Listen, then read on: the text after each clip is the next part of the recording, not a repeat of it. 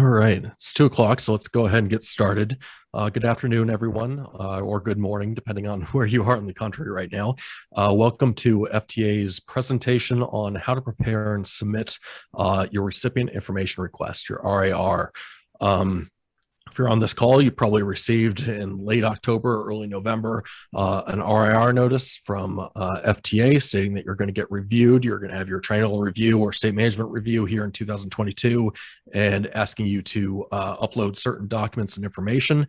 If you didn't get one of those letters and you think that you're supposed to get reviewed this year, then my suggestion would be to reach out to your FTA program manager, just touch base, make sure everybody's on the same page about whether you're getting reviewed or not. But at any rate, this presentation is geared towards giving you an idea of what the RAR is for, what it's requesting, and why, and how best to respond to it. So some quick introductions. I'm Matthew Bussey. I'm a senior associate at RLS & Associates, and I'm joined here today by my colleague, Greg Harnett, who is also a senior associate at RLS & Associates. Want to say hi, Greg? Hi, everyone. Greg Harnett here. Good morning. Good afternoon. Okay. First things first, before we kick off, this is the first, or actually the second of a series of webinars that FTA is going to be providing during the month of January. Today, January 5th, we're focusing on recipients with annual operating expenses over 100 million. So your tier ones, tier twos, tier threes. We are going to have some other webinars later this week and next week that are going to be specific for state DOTs or specific to civil rights or non-civil rights, et cetera. So if any of those apply to you or you want to attend again, then you're more than welcome. You can forward this to colleagues or whatnot. But just wanted to let you know this is not your only bite at the apple. So Greg, do you want to kick it off? Excellent. Thanks, Matt. I just want to go over a few administrative items before we really dig into the good stuff. So first of all, welcome everyone. I want to make sure that folks know that this presentation that we're going through now, and also the RIR itself, which you should probably already have, are attached in the chat box. If you joined perhaps after those were posted, here's another little trick. About an hour ago, you should have received an auto-generated email saying that this presentation is about to begin. If you look at that email towards the bottom, there are also instructions that you can use to access our FTP site and also download those two attachments. Additionally, we're going to reattach them in the chat towards the end of this presentation. So we should have everyone able to access those. And we're so fortunate to have a big group of participants here. We do encourage questions, but just to keep things manageable, we ask that you ask your questions by typing them into the question box on your screen. And what we're going to do, Matt and I will run through a lot of good information and we'll save some time towards the end to entertain those questions. Additionally, we have Robbie Sarles, who is going to try to answer some questions on the fly and kind of curate those and report back during the Q&A session. I also want to let everyone know that we have some poll questions in this presentation. Not only do the polls make things perhaps more fun, more engaging, entertaining, they also give us as presenters a good idea of how to best tailor this presentation and those future ones that you saw Matt go through to the audience. So we ask that when you do see a poll, please participate. And actually, that's a very good segue to our next slide, which is our first poll question. So you should see this pop up on the screen. We're asking how many triennial reviews have you participated in? So it's either your first review, perhaps you've been through 1 or 2 previous reviews, maybe 3 or 4, or maybe you're a real veteran and you've been through 5 or more reviews. So please respond to the poll now. We'll give it maybe 10 or 15 seconds just so we get enough results, and then I'll report back to you and let you know in live time what the result is. Okay, great. So it's rolling in now. All right, so this is very interesting. We have 45% of people, this is by far the most popular answer, saying that this is your first triennial review. So welcome, don't be worried. I think this is actually a great introduction to the process. And then it actually goes down roughly in order. We had about 26% say this was maybe 1 or 2 previous reviews, 14% saying 3 or 4 previous reviews, and only 15% saying 5 or more. So very good information. Thank you for that. Let's go to the next slide, please. Great. So Matt alluded to this, but The purpose of today's webinar is to really go over the RIR, the Recipient Information Request. If you've been through a triennial review before, you might know the RIR by a slightly different name. It used to be called the Grantee Information Request. People called it the GIR. Of course, now it's the RIR. And we'll go over kind of the purpose of the RIR. We're going to go through each one of those 23 potentially applicable review areas and discuss the highlights of the documents that you'll be asked to upload. And we're going to give you throughout some tips and practices just to help the process go smoother. And we do ask, though, that if you have a specific question regarding your organization and compliance, you should know your reviewer at this point. I assume you've received your RIR notification letter, and you should know which FTA region you sit in. So please reach out to your reviewers or your FTA regional contact if you have any specific questions. I mean, we would be happy to answer them here, but we don't want to step on the toes of your reviewer. I think really that's kind of part of the process, and we want to keep that intact between you and your reviewer. Again, we're really just here to talk about the RIR, that process, and the documents and information that you'll be asked to upload. Next slide, please. Great, so here's a quick visual of our triennial review process. You can see we're not at the beginning, but we're close to it with the RIR. And the RIR is, of course, the step in this process where you are asked to provide information about yourself or your organization as an FTA grant recipient. And of course, this is in advance of the virtual review. I think most of us know at this point, hopefully this isn't news to you, your triennial review and state management reviews for FY22 will be conducted virtually, actually through a platform similar to this. It'll probably be a series of video conferences. So you can see where we are, the RIR now. Most of you will have your RIR response due towards the end of January. I know there's a little variation there, but we want to let you know that there is kind of a cutoff in terms of your RIR submission. However, that being said, it's not uncommon for you to be providing your reviewer with updated or perhaps provide them with some previously outstanding information and documentation right throughout the end of the virtual review process. So even though there is a due date and you should take it seriously, remember that's not your last chance to provide your reviewer with information. So after your RIR will be due, really what the FTA region and your reviewing contractor will do is kind of have a scoping session where they determine if any ERMs, that stands for Enhanced Review Modules, should be implemented. So that's basically if you have any compliance topics where there's a heightened risk of non-compliance, that's when an ERM might be appropriate. And that's kind of like a double click on some of those problem areas. So that'll happen probably throughout the month of February. And then really the earliest you will probably have your virtual site visit is going to be late March, and that season will extend really through July. So your virtual site visit will probably be maybe a week or two within that long period. And, you know, if you have some preferences about when you would like to have your virtual site visit, maybe there's a month that works particularly well, or maybe the opposite, there's a month that just can't work, I would recommend communicating to that to your reviewer as early as possible, just so that you can get the schedule developed with sensitivity to that. So there's a virtual site visit, as you can see in this basic step. You probably know, if you've been through the triennial or state management review process before, at the end of your virtual site visit, you will have an exit conference where your reviewing contractor will provide you with kind of a snapshot of what they saw, and they'll give you a heads up of any potential findings at that point. And then after your exit conference, there's a set time frame. You'll receive a draft version of your compliance report, and that's your opportunity as an FTA grant recipient to comment on the report. If you feel anything has been mischaracterized or there are any errors, that's kind of your opportunity to present that information, and then FTA and your reviewing contractor will see it, and they'll make sure that in the finalized version of your compliance report, any feedback you have is addressed and incorporated in that final report. And then if you do have any compliance deficiencies, you probably know, if you've been through this before, there's typically a time frame associated with taking a corrective action. I just want you to know that the clock doesn't start ticking in terms of you taking those corrective actions until you receive the finalized version of your compliance report. So again, just a very brief high-level overview of our triennial or state management review process.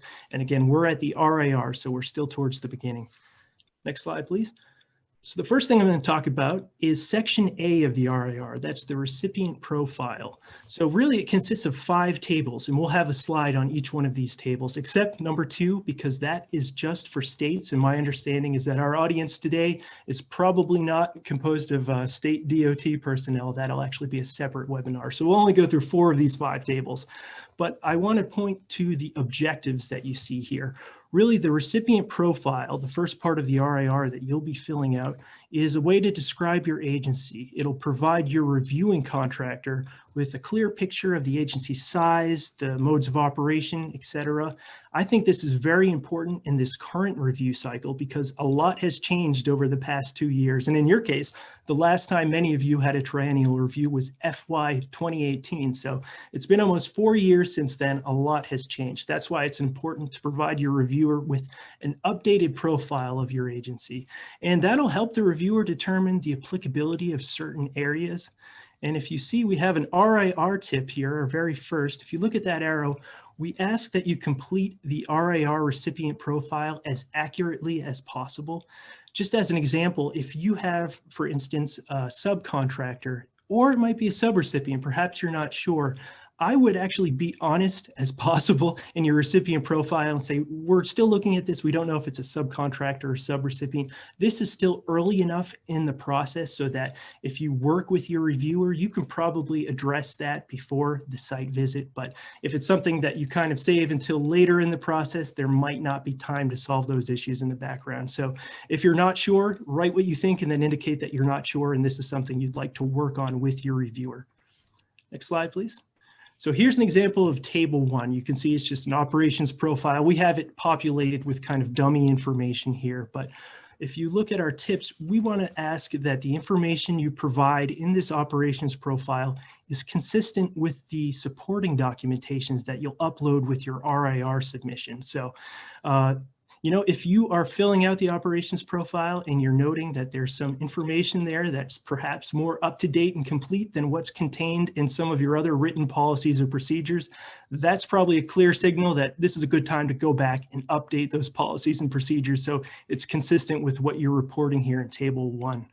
We also ask that you list all subrecipients and contractors that you've had at any point during your review period. So for many of you, like I said, that will be from FY 2018 through and including your virtual site visit. So if you, for instance, had a contractor that you were using for part of that period, maybe that contract ended and you reprocured it and it went to a different entity, you would kind of want to note the dates of the various contractors and subrecipients. So it's not quite just a snapshot. We're also asking for the history during our review window here. And we also ask that you identify any contractors or lessees that are locally funded. Now, of course, the Triennial and State Management Review focused almost exclusively on FTA funded programs and assets, but it's really nice to let your reviewer know, give them a holistic picture of your agency. If there are perhaps other modes of services or programs that are not funded with FTA money, it's good to communicate that just for context so your reviewer has an accurate understanding of your complete organization. Next slide. Great. So we're still on table 1. A few other things I want to point out here. As you can see, the span of service is something that you'll have to complete. We just ask that you provide the information as you see it here. So start and stop times. It's not as helpful if, for instance, you say, oh, weekdays we operate a fixed route for 12 hours. It's just not as helpful as if you put the start and stop times as you see here. Additionally, you'll see that you are required to identify all of the facilities you have. Particularly, your reviewer will be interested in FTA funded facilities. So that means a facility that was constructed in whole or in part with FTA monies, or a facility that was renovated with FTA money. So you can see that column that says FTA interest, yes or no. If there is any FTA interest in it, you would obviously want to say yes. And just as a little bit of a preview, we'll be talking about maintenance in a bit. Some of you probably know where I'm going here. If you do have an FTA funded facility, then that would trigger the requirement to have a written facility maintenance plan. Great. So remember, we skipped over table 2. That was just for states. So table 3 asks you to identify your subrecipient facilities. Now, as a general theme that I think will be echoed throughout this presentation, if you are an FTA recipient who has FTA subrecipients, then in many cases, you stand in your subrecipient's shoes in terms of their compliance. So we'll see that again echo throughout this presentation. So table 3 asks about if you have any subrecipients, please identify their facilities. Some of you may have multiple subrecipients. That's why we identified not just the subrecipient, but describe the facility too. Is it a maintenance facility? Is it a transit center, perhaps an administration building? And then the source of FTA funds, as an example, that could be section 5307 funding, perhaps it's section 5339, so you would note that as well. And then I think year completed and location, meaning street address, are pretty self-explanatory. So we'll go to the next slide. Table 4, award activity. Now this table asks you to provide basically 3 different things. The first is a description of any noteworthy projects that you have completed since your last review. And then you're going to want to provide a brief description of any noteworthy projects that are currently ongoing. And you can probably guess where we're going next. A brief description of any projects that are planned for the next 3 to 5 years. So this is actually a really nice way, as you can see in the second bullet point, to take credit, to almost brag about things that you've done well or that you've completed. As you might know, if you've been through this process before, the compliance report that you'll receive is an exceptions-based report, meaning that we won't really have the opportunity as authors of those reports to write all the nice things that we saw. However, if you can fill this out well and take credit for the completed projects, a version of this table does typically make it into your compliance report. So this is just one of those inputs. I would make sure to brag about anything, and then that way it can also be reflected in your report. And then looking at kind of the third thing, the description of your projects that are planned for the next several years. This is important because it kind of puts any projects that are perhaps novel to your organization or something that is maybe a size or complexity that you haven't dealt with previously. That's just really good to get on the FTA region's radar so they can make sure that you have the appropriate guidance and you're well equipped to successfully deliver those projects. Great, let's continue on. So here's another poll question. So we're asking, what is your primary topic of focus for this triennial review? So we have 7 possible answers here. We've kind of separated out the review topics into buckets. So the first response is civil rights.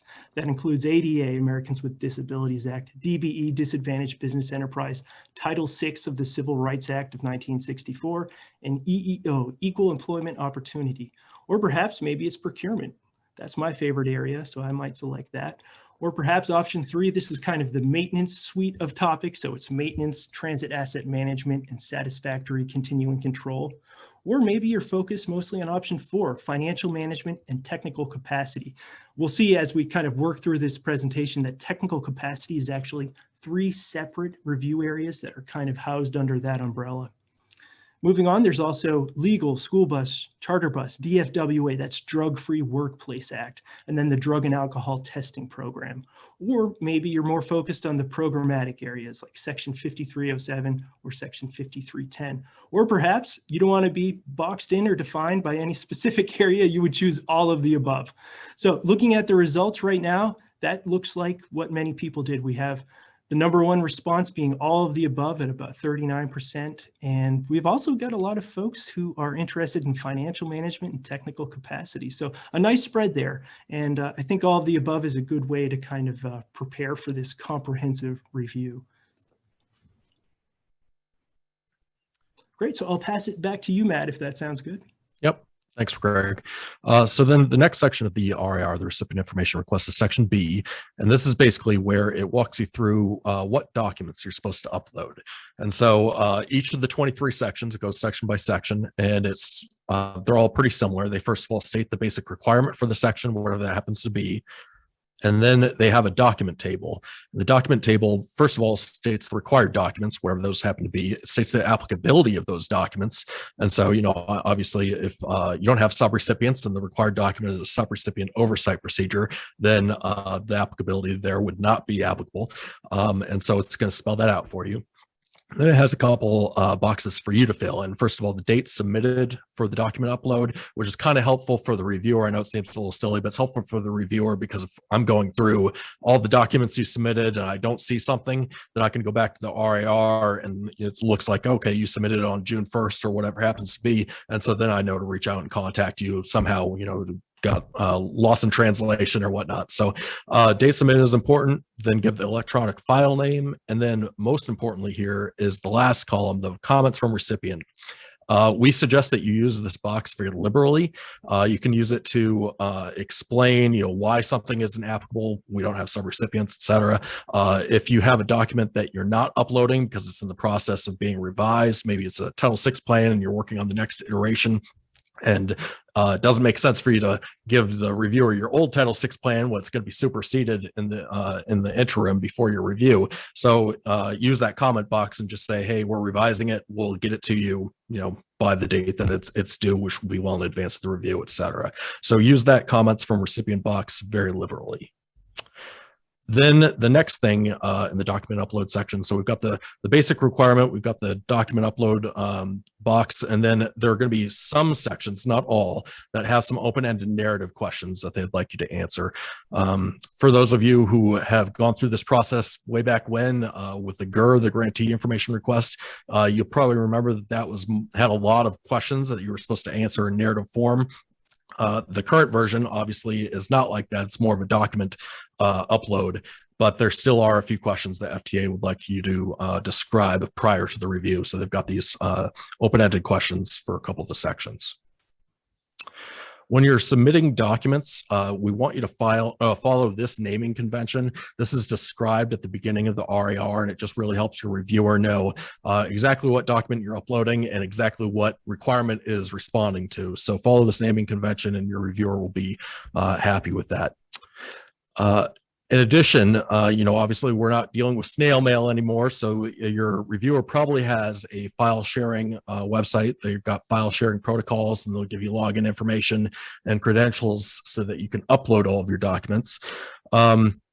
Make sure to work with your reviewer to get all the snags worked out. Test your credentials now, or at least well in advance of the due date for your RAR response. The last thing you want, if your due date for the RAR response is January 21st, 11:59, January 21st comes around and you try and log in so you can upload everything and your credentials don't work. So you definitely don't want to be in that situation. So test your credentials out now.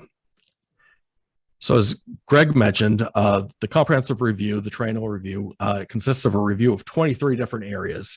And I'm not going to go through all of them here, but I do just want to point out a couple that weren't applicable probably at your last review that are applicable now. First of all, Transit Asset Management, TAM, Public Transportation Agency Safety Plan, PTASP, and hot off the presses for this year, cybersecurity is a new review area that may apply to some of the attendees on this call.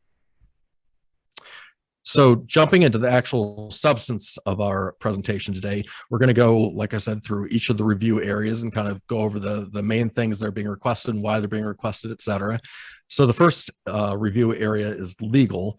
And the things that the RAR is going to request are a list of litigations, breaches, defaults, disputes, or any instances where the federal government was named as party to litigation.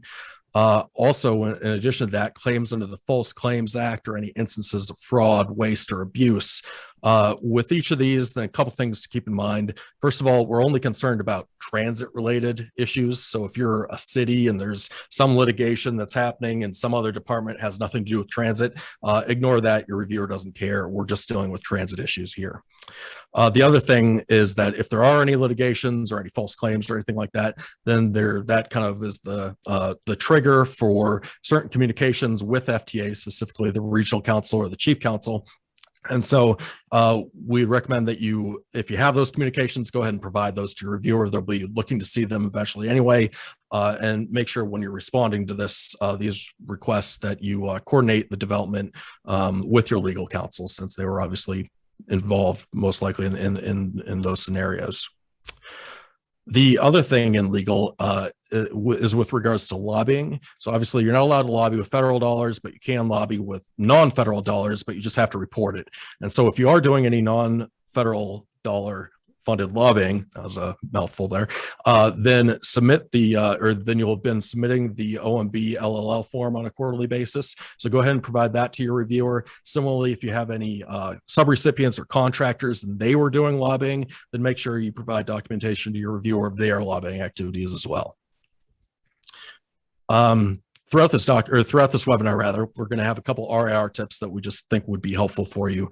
The first one here is if you have a file that's used to satisfy multiple requested documents, you've got one procurement policy and it's addressing all the different procurement requirements, then try and indicate where in the file that information can be found. So, our information on liquidated damages is on page 83 of our 200-page procurement manual, that type of thing. Similarly, if you don't have a document that you're uploading and you don't have a web link that you're providing, anything like that, something's not applicable, then use that comment box again and indicate why, so that your reviewer knows that, you didn't leave it blank by an oversight or anything like that. They know that was intentional. It doesn't apply to you. So explain that in the comment box.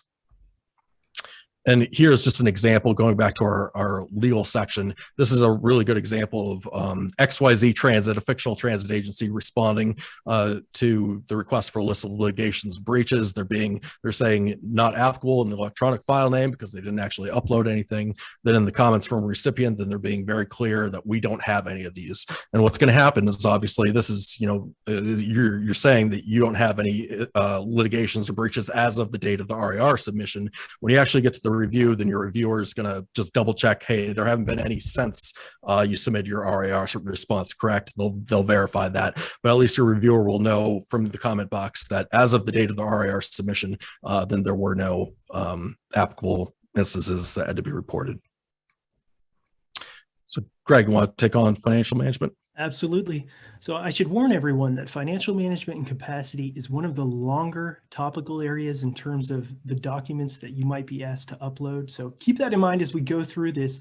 And then right after this section, we'll have another one of those tip slides that hopefully puts things in perspective. If you're a little stressed out, we'll give you kind of some approaches that you can use to maybe get yourself in a better place with an eye towards your eventual virtual site visit. So you can see item A here, the RIR is asking for financial statements or comprehensive annual financial reports. Most people refer to those under the acronym CAFR for the past 3 years. However, for us, it will be the past 4 years if you have a review scheduled for FY22. Again, this is kind of a product of the pandemic. FTA really paused for a year on their oversight, recognizing that their recipients were dealing with more immediate issues in many cases. So you'll actually have a 4-year review period. Anytime you'll see 3 years, you'll just know actually it's 4. Again, the review window is from the date of your last site visit in 2018 up to and including your eventual virtual site visit this year in 2022. Item B, the RIR is asking for any internal audits for the past, well, I'll just say review window.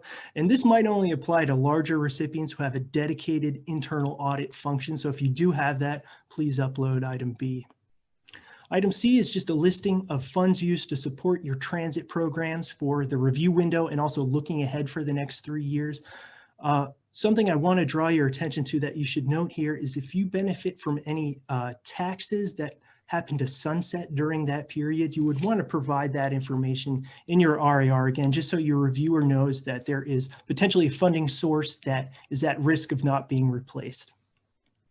I want to draw particular attention to item D here. So the RIR asks for financial management policies and procedures, and they actually must include the following 2 things. So procedures for determining the allowability of costs and procedures for the timely distribution of funds. So we can see here in the guidance column that we point to a specific section in 2 CFR 200. You might know that as OMB's uniform guidance. It's also just commonly referred to as the super circular. That's probably how I'll refer to it because it sounds cool. So in the super circular, you can see that it lists the various factors affecting the allowability of costs. And now the timely distribution of funds What that means is you have to have in writing procedures, especially if you draw down your ECHO funds on an advance basis. As you'll see, you need a policy that says we will disperse those funds within 3 business days. Now, I know a lot of you probably do everything on a reimbursement basis, so you spend the money and then draw it down. If that is the case, you should still have in writing some kind of policy saying that is your approach. However, for any reason, if you should change it to that kind of advanced disbursement, then you will make sure those funds are spent within 3 business days. Next slide, please. Great. So item E, we're going to skip over that. It's just for states. We have a lot of good stuff to get to, and we want to make sure we cover everything and have time for questions at the end. Items F, G, and H are all kind of related. So F asks for an organization chart for your whole organization, and it should show where the finance department or the finance function kind of sits within your organization. And then related to that, the RIR is asking in item G for position and job descriptions for what they're calling award-related financial personnel. So really key financial staff who manage FTA funds. So item G is just kind of the generic job descriptions. H is related to that, and that is you will be asked to provide the resumes for those positions listed in item G, and your reviewer will just seek to make sure that the qualifications match up to the generic job description. Great. Continuing on, item I, sample information from your financial system. You can see everything on this slide is kind of related, and there are various citations to that Super Circular 2 CFR 200, also called the Uniform Administrative Guidance. So with your RIR submission, you'll provide sample records from your financial system that really hit on all these required elements here. The only other thing I want to bring your attention to on this slide, just in the interest of time, is item K. You'll provide the most recent variance reports demonstrating your budgeted amount and actual expenditures. And again, you can see the 2 CFR 200 citation there. Great. Continuing on, I told you this was a longer section. We're not going to use the whole alphabet, but we'll get close. Item L. The RIR is asking for a sample worksheet used to calculate operating expenses. This is another item that I want to specifically highlight and let you know that this does represent an area of focus for FTA in this review cycle. So as you probably know, with the CARES Act and other emergency relief funding programs, we have a lot of FTA recipients who are now seeking reimbursement of operating expenses who perhaps in the past did not do that. So that's why this represents an area of increased focus. And then of course, you probably know if you do use CARES Act funding, that is 100% federal, as opposed to your typical operating assistance split, which is 50% federal, 50% local. So the source of money here makes a big difference. And as you can see, we've identified in FTA Circular 9030.1E, if you take a look at Appendix C2, there's a really nice operating expense worksheet. So if this is an area that you kind of need to clean up and perhaps implement some best practices at the last minute, take a look at that circular. That's a really nice example of how you would calculate operating expenses. So continuing on, item M, we see that the RIR is asking for a financial plan projecting revenues and expenses for the next 3 years. So this is a look forward.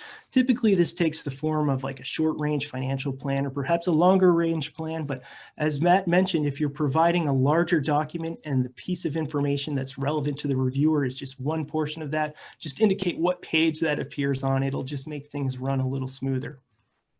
And then item N, the final one on this slide, the RIR is asking for operating and capital budgets for the review period, and then of course a comparison to actual results. And this typically takes the form of a year-end report that your financial software should be able to generate. Great, continuing on, we can see O, this is kind of along the lines of something I just described. So a listing of local or state legislation, and if you have any sunsetting taxes that'll impact transit funding, then of course you would want to identify that for your reviewer. And then Q and R, I'll just go through pretty quickly. Q is an annual budget to actual reconciliation. I think we talked about that a little bit in the previous slide. And item R, a list of subrecipients that are charging indirect costs to you, the recipient. Of course, this will be not applicable if you don't have any subrecipients, but as another theme along the thought of subrecipients, you'll probably notice for each of these topical areas in the triennial review, towards the end, it kind of asks all the same questions, but about your subrecipients. That's why At the beginning, we said it's very important to identify if you have any subrecipients and who they are, because in a way you are responsible for their compliance. Great, so that was a lot of stuff, and that was just our second review area, financial management and capacity. But if that seemed like a lot, hopefully this will make you feel a little better. Let's put it in perspective. So preparing your RIR submission is really a nice way to prepare for your eventual virtual site visit. So I would recommend that you have your RIR document open, and then it's available now on FTA's website. There's a new, fairly hot off the press, FY22 Contractor's Manual. Now, if you've been through a triennial or state management review in the past, you might know that document by a slightly different name. It used to be called the Comprehensive Review Guide, but it's basically all of the FTA guidance and potential questions across 23 now review areas that will have to be covered in your review. So I recommend, as you're preparing your RIR, you're gathering up those documents, you're filling out those charts, also have open, maybe a hard copy or also on your screen, the contractor's manual. And that will help you understand exactly why your reviewers are looking for these documents. You can do that crosswalk between the requested documentation in the RIR and then the actual question that will be asked of you. And that'll be in the contractor's manual. Great. So I think that's all I'll say about that. We can move on. And actually, I'll toss it back to you, Matt, if that sounds good. Great, thanks, Greg. So our next review area is technical capacity. As we've mentioned before, technical capacity is actually broken into 3 different sections. It's awards management, program management, and project management. So we'll go through each of those fairly briefly here. The first one, award management. The RAR requests that you provide any award management and reporting procedures that you have. So if you have procedures, policies and procedures on how you complete FFRs and MPRs, your federal financial reports and milestone progress reports, those are the main ways that FTA kind of keeps an eye on you and follows what you're doing on a regular basis. And so if you have procedures on how those are developed, provide those. If you have policies and procedures in writing relating to developing echo draws about, who requests, who approves, who does the actual draw, making sure that the draw is approved before the draw actually happens, all those types of things. If you have procedures related to those, provide those to your reviewer. And then another example is with regard to single audits. So if your agency expends more than $750,000 in a given year, then you have to perform a single audit. And so if you have any procedures relating to how you prepare those and submit those on a timely basis, then provide those to the reviewer as well. The next thing in award management is a closeout schedule for all your open awards. One of the things your reviewer will do as part of their desk review, the review that they do prior to the virtual review, they'll go into TRAMS and they'll take a look at your awards and they'll look to see, hey, are there any awards that have been open for a really long time? Or are there any awards that, are almost entirely expended that probably, should be getting closed? And so if you give them a closeout schedule, then that's first of all, an opportunity to demonstrate your timeline for when you're going to close those types of awards. And second of all, if there's anything funky that you need to explain, then you can use it for that as well. Then for technical capacity program management, subrecipient oversight, I will skip over these first couple because they're mainly applicable to states. We'll just focus on the items that are applicable to recipients that might have subrecipients. And so for those, we'll start with item E here. Just provide to your reviewer your standard subrecipient application, the award document for each program, any subrecipient agreements that you have so the reviewer can take a look and make sure all the required elements are in there, provide those. In addition, you'll want to provide a list of all the subrecipients you've had during the review period. This was also kind of covered in the operations profile at the beginning of the RIR, but just have a list of all the subrecipients during the review period, list them by program, whether it's 5310, 5307, whatever. And make sure to include, if you had a subrecipient in 2018, you don't have them anymore, still include them on that list because your reviewer is going to want to look and see what your oversight procedures were back when you did have that subrecipient. So even if they're no longer a subrecipient, you don't have those responsibilities anymore, list them and let your reviewer, clue your reviewer in that they need to take a look at the subrecipient back when you did have a subrecipient. Also provide a subrecipient oversight schedule for the past 3 years, the next 3 years. This is basically to give your reviewer context on, what your review processes are, your oversight review processes. Are you visiting them annually? Are you collecting their EO programs and Title VI? Everything you can provide that documents those oversight mechanisms that you have will be helpful to the reviewer. And then lastly, just the oversight procedures that you have, that's kind of an extension on G there, provide the oversight procedures as well. So if you have any sample reports from reviews that you've done of particular subrecipients, or maybe you don't have any sample reports, but you've got checklists or blank ones that you can at least provide to show what you would do if you were performing those reviews, then that's all great. And one thing to keep in mind here is your reviewer is going to be cognizant that, we had a pandemic, we have a pandemic. And so, you may have had, you may have changed what you did for oversight recently in response to that. So maybe in 2018, you were doing, quarterly visits or annual visits and actually going and talking and, viewing the subrecipients' facilities and everything like that. Maybe now you're just doing phone calls or video conferences and email check-ins. That's perfectly okay. Your reviewer will understand that. Just make sure, that you explain kind of how things have changed as a result of COVID. Your reviewer will appreciate that, as will FTA. They're always looking for feedback on how recipients have adapted throughout these challenges. Lastly, in technical capacity, we've got project management. The first thing that's requested is just a list of all your FTA-funded capital projects undertaken during the review period.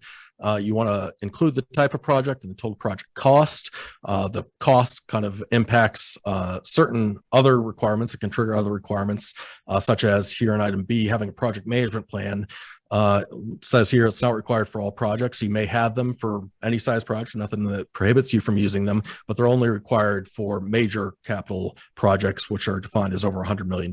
So if you have any of those, you have to have a project management plan, submit that to your reviewer. If you just happen to have those or other mechanisms for smaller projects, provide those to your reviewer. Quality control procedures here in item C, any procedures that you happen to have just to make sure that projects stay on course, stay on track, stay on budget, stay on schedule. You're not incurring costs before getting the requisite permits or all those types of things. Provide those to your reviewer.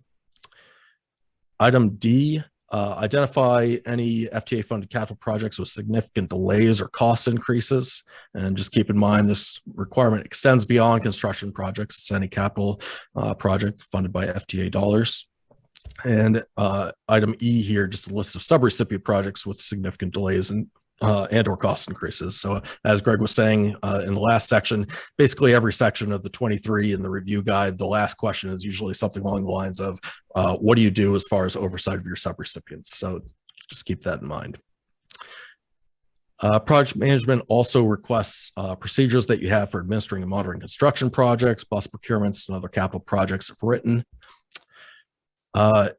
Item G is a list of FTA funded projects for which the recipient and or its subrecipients have used forced count labor. Forced count labor is just using your own workforce towards projects, and there are different requirements. If you're going to be using over $10 million in forced count labor, then you have to develop a forced count plan, submit to FTA. If it's over 100 million, then you have to actually get that approved by FTA. So there are various thresholds there that correspond with that. So just if you have any FTA projects that use forced count labor on, alert your reviewer to that fact. Then item H, provide a list of the transit service contractors and lessees and any of the agreements that you have with those service operators or lessees. And finally, oversight procedures as far as how you oversee those service contractors and lessees. So all that information should be submitted to your reviewer. Here we've got a couple more RIR tips. First one, if you upload a document, please indicate where in the document the relevant piece of information can be found. I think we already said that, but it's worth beating a dead horse. That will just make everything easier for all parties involved. If possible, upload searchable documents, so searchable PDFs, that type of thing. If you don't have a written policy or procedure to attach, explain what the policy or procedure is in practice. So maybe you don't have a procedure written about how you develop NPRs and FFRs, but if you can just give your reviewer a brief paragraph explaining what you do in practice, then that'll be great. And if a requested document doesn't apply, just explain why in that comment box. Greg, want to take on TAM? Yeah, I'll pick it up here. And this is an exciting one. This isn't necessarily a new requirement, but if your last review was in 2018, then this was not a topic that was covered then. So it'll be new to you in FY22. So transit asset management, the RAR, obviously the first thing it asks for is your TAM plan. I should probably pause right here and let you know that there are two different flavors of TAM plans, Tier 1 and Tier 2.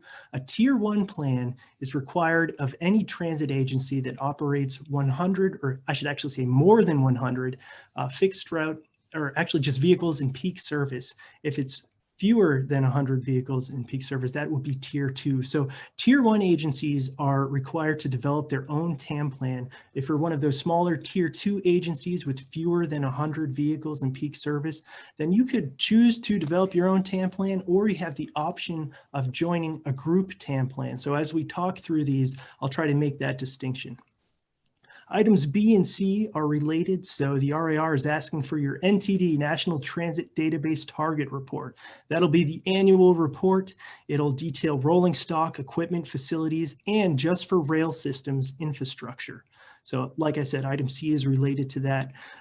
Really, the information should kind of look like this. The performance target calculations for vehicles and equipment should be based on a useful life benchmark. Facilities, however, have a different kind of performance measure. It's FTA's term scale. You may have seen this before. There are 5 adjectival ratings that go from excellent all the way down to poor. So that's how a facilities condition would be reported. And then if you are one of those rail systems, you'll have to report on infrastructure, and that would be expressed as a percentage of track segments that have a performance restriction. Moving on to item D here, the RAR is asking for the position and job description for your accountable executive. So your TAM plan has to identify a specific individual who has the responsibility to develop and execute the TAM plan. Next slide, please. Great. Continuing on, item E. So this is evidence that your TAM plan was shared with your state and or the MPO that provides funding. And this would take the form of correspondence. Usually we see email. So some kind of documentation showing that you have shared your TAM plan and all related information with the state and or MPO. Item F is asking for any supporting records or documents surrounding your TAM plan. You know, typically we would see these kind of all as one document, but if your TAM plan does have appendices or other kind of attachments that are actually vital required elements, you of course want to provide those in addition to just the body of the TAM plan. Now from this point on, from item G on, we're talking now mostly about items that will be applicable to either sponsors of group TAM plans or TAM plan participants in a group plan. So item G is documentation of coordination with group plan participants. So if you're a group plan sponsor, you want to show that all of your Tier 2 subrecipients or just otherwise participants in your TAM plan actually participated in the development of the plan. And of course, you would want to also show that the finalized plan was made available to all the participants. Item H, a notification from each group plan participant's accountable executive that the participant approves of the group plan. So I just mentioned that every TAM plan needs an accountable executive. That actually extends to Tier 2 organizations that might be a group TAM plan participant. You still have to identify that accountable executive. Great, so we'll continue on. The RAR in item I is asking for a list of subrecipients who may have opted out of participating in your group plan. And that should take the form of an actual letter, a piece of correspondence, or some other writing that specifically says that we are not participating in this plan. We've chosen to opt out. Continuing on to item J, the RAR is asking for documentation of the group plan sponsor that the finalized TAM plan has been available to all the participants in an easily accessible format. Again, this will probably be in the form of some kind of correspondence proving that. Continuing on to item K, the RAR is asking for evidence that the recipient is participating in a group plan, such as a group plan listing of participants. Basically what this means, if you're a group TAM plan sponsor, you want to make sure within the body of that TAM plan, you specifically identify all the participants who have helped develop and are part of that plan. So that list needs to be identified explicitly within the document. And then, of course, we have, again, the position and job description for accountable executives. Remember, I said that will extend to participants in a group plan. Finally, under TAM, we have item M. The RAR is asking for any kind of oversight tools. If you do have tier 1 subrecipients or tier 2 subrecipients who opted out of participating in your group plan and they're not direct recipients of FTA funds, meaning they wouldn't be on the docket for their own triennial review, this is when you'd want to show evidence that your agency has been exercising oversight of those subrecipients. Great, let's continue now to satisfactory continuing control. In item A, the RIR is asking for property management procedures if in writing. So of course, provide that if you have them. Item B, the RIR is asking for a listing of FTA funded real property. And as you can see, we have another citation to the super circular 2 CFR 200 that will identify specific required elements that have to be in that real property listing. But just for our purposes, I'll let you know that real property means land, any improvements to that land, structures, or appurtenances, which is just kind of a fancy way to say anything that's fixed to a structure. And you'd also want to identify in this listing of FTA funded real property, any property that has incidental use, anything that's operated or managed by a contractor or a lessee, anything that's owned or managed by a subrecipient, and anything that was constructed or renovated since your last review or is idle for more than 1 year. And that's a really nice segue to our next item C here.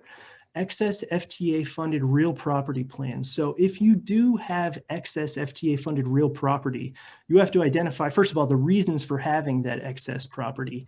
And you want to describe some kind of path forward in terms of either utilizing properly that facility, or maybe the best option is some kind of disposal or disposition of that property. So item C, again, is really only triggered if you have something to say here.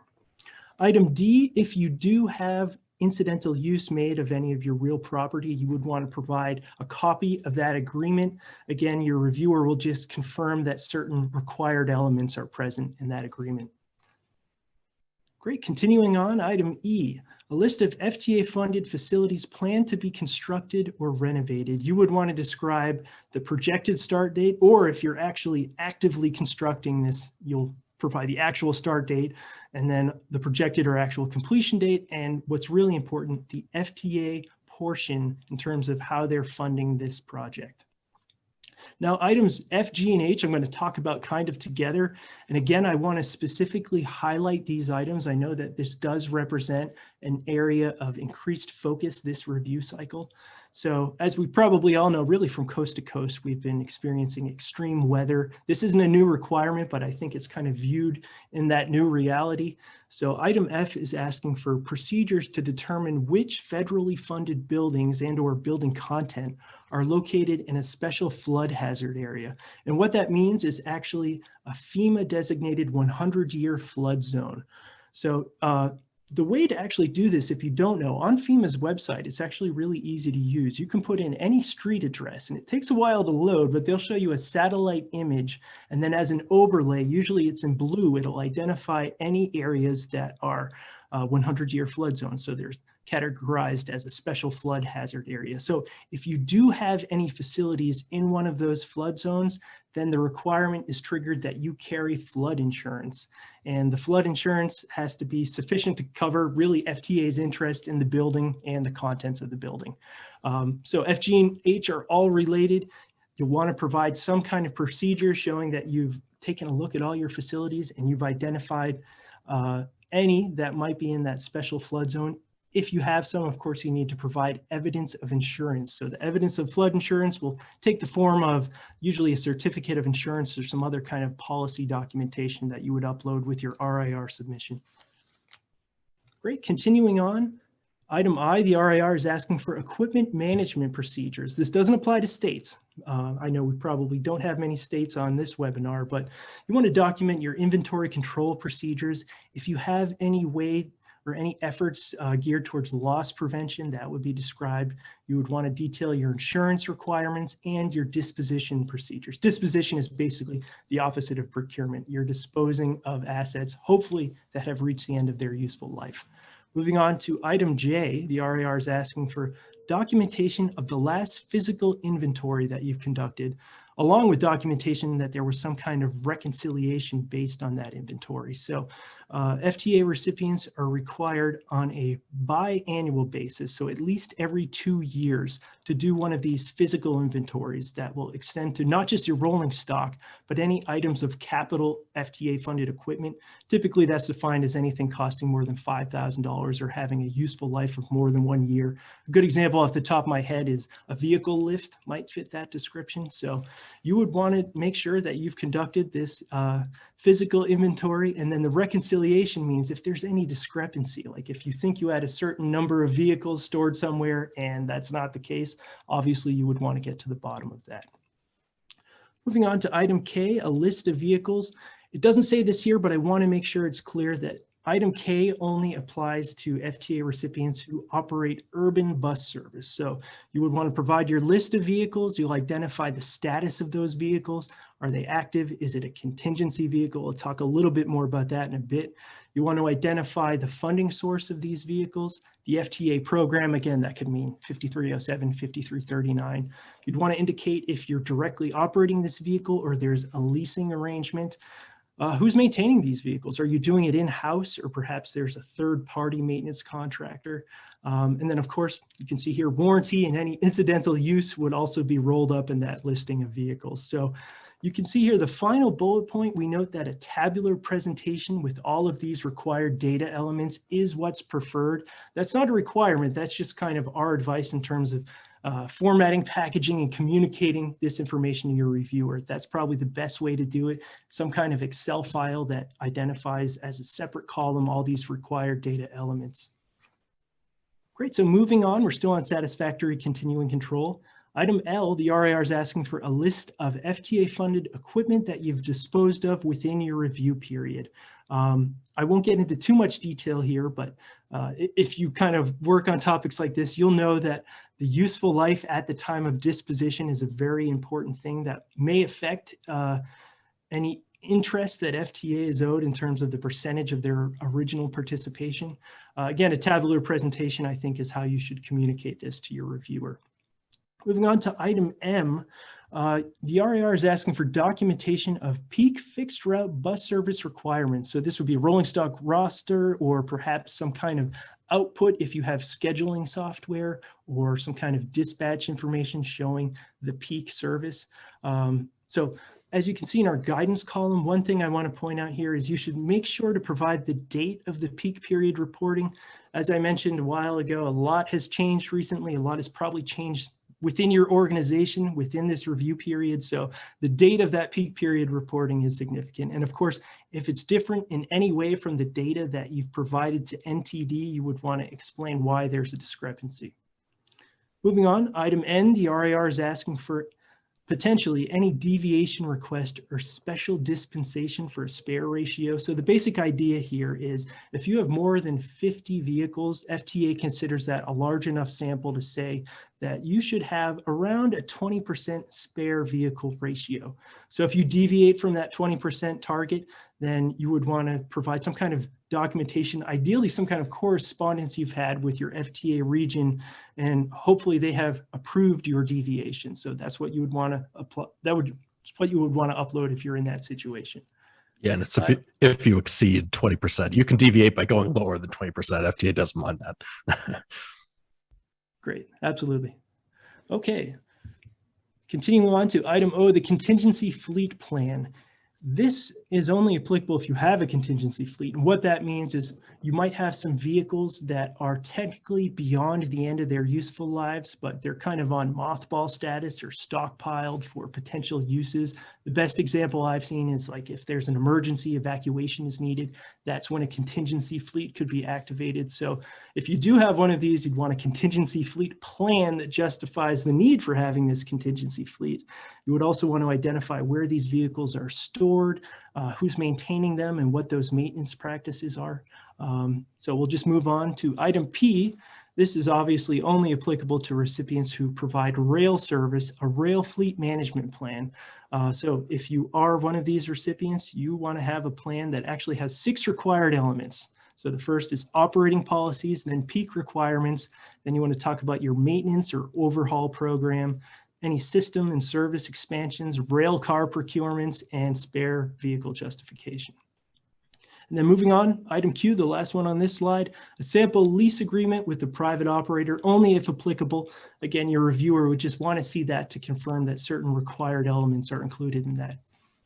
So here we have some more RIR tips. Try to be as accurate as possible when you answer the questions about what assets or facilities have a federal interest.